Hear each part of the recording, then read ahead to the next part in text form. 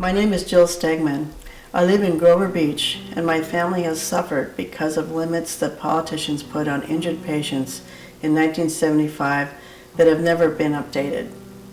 In 2007, my husband Don had a bone marrow transplant that led to graft versus host disease. Doctors attempted to treat the disease with prednisone, a medication which has known negative psychiatric effects.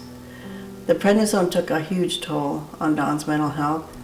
It made him paranoid and aggressive, which he had never been before. He went from being Dr. Jekyll to a Mr. Hyde. I told his doctors he was a danger to himself and others.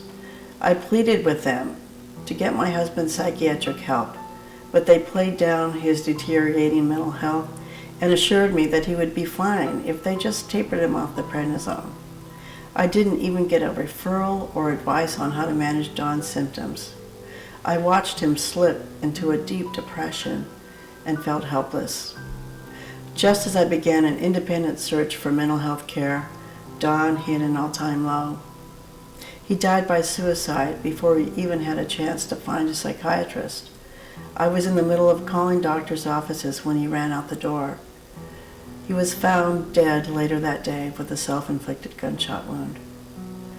Because California law capped the value of my family's pain and suffering in 1975, we couldn't find an attorney to get justice for Don.